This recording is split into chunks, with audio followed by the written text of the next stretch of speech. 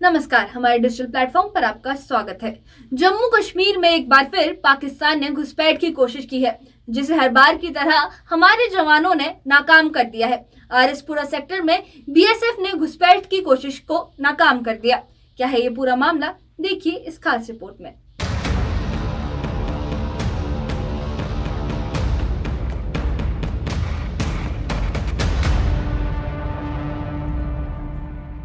जम्मू कश्मीर के आरएसपुरा सेक्टर में भारत पाक सीमा पर एक बार फिर पाकिस्तानी घुसपैठ की कोशिश को बीएसएफ ने नाकाम कर दिया है। 5 अप्रैल शुक्रवार को देर रात जम्मू कश्मीर के आरएसपुरा के सेक्टर के अब्दुल्लिया पोस्ट पर बीएसएफ की 07 बटालियन ने संदिग्ध गतिविधि देखी। घुसपैठिया चेतावनी के बावजूद आगे बढ़ता रहा, जिसके बाद जवानों ने 6-7 राउंड फायरिंग करते हुए उसे मार गिराया।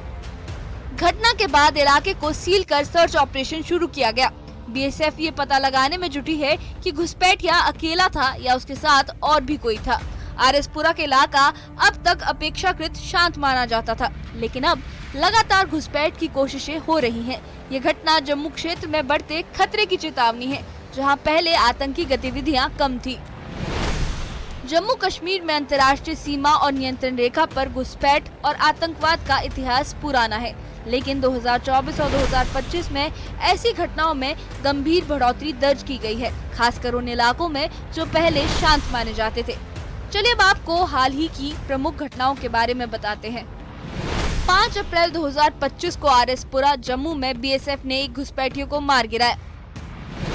23 से 29 मार्च 2025 को कठुआ में एक संयुक्त ऑपरेशन में 3 आतंकी मारे गए व 4 पुलिसकर्मी शहीद हो गए। 25 फरवरी 2025 को पठानकोट आईबी में बीएसएफ ने पाकिस्तानी घुसपैठियों को ढेर किया। 19 अक्टूबर 2024 को उरी एलओसी पर घुसपैठ नाकाम कर दी गई और एक आतंकी ढेर कर दिया गया।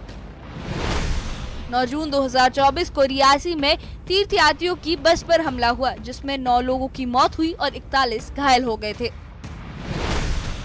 8 जुलाई 2024 को कठुआ में सेना के काफिले पर हमला हुआ था, जिसमें 5 जवान शहीद हो गए थे। 15 जून 2024 को डोडा में मुठभेड़ में 4 जवान शहीद हो गए। जेईएम से जुड़े आतंकी इसमें शामिल थे। 20 अक्टूबर 2024 को गांदरबल टनल निर्माण स्थल पर हमला हुआ, जिसमें 7 की मौत हुई। 24 अक्टूबर 2024 को गुलमर्ग में सेना के वाहन पर हमला हुआ, जिसमें 4 जवान शहीद हुए। इन हमलों में अक्सर पाकिस्तानी समर्थित आतंकवादी संगठन जैसे जैश-ए-मोहम्मद और लश्कर-ए-तैयबा का हाथ पाया गया है। कुछ मामलों में कश्मीर टाइगर्स और टीआरएफ जैसे समूहों ने भी जिम्मेदारी ली है। इन घटनाओं से साफ है कि घुसपैठ की कोशिशें लगातार तेज हो रही हैं और जम्मू क्षेत्र को भी टारगेट किया जा रहा है, जो पहले अपेक्षाकृत शांत इलाका माना जाता था। जम्मू कश्मीर में एलओसी के पार पाकिस्तान की आर्मी और आईएसआई लगातार अपने बैट टीम को एक्टिवेट रखती है। बैट का मतलब हुआ बॉर्डर एक्शन टीम।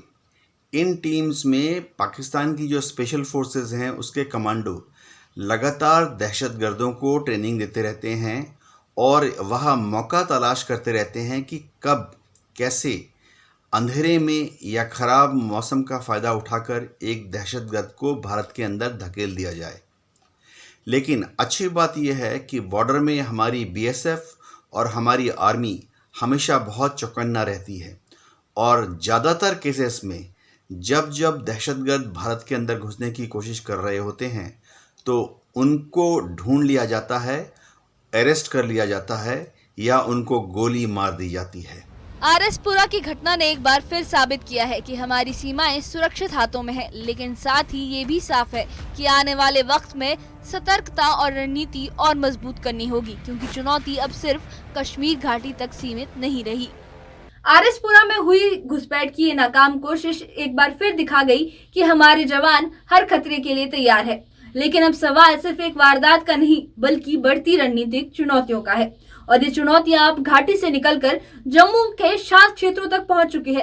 क्या आपको लगता है कि पाकिस्तान प्रायोजित आतंकवाद का ये नया टारगेट अब जम्मू क्षेत्र बनता जा रहा है? इसके बारे में आपकी क्या राय है? अपनी राय हमें कमेंट बॉक्स में जरूर दीजिए।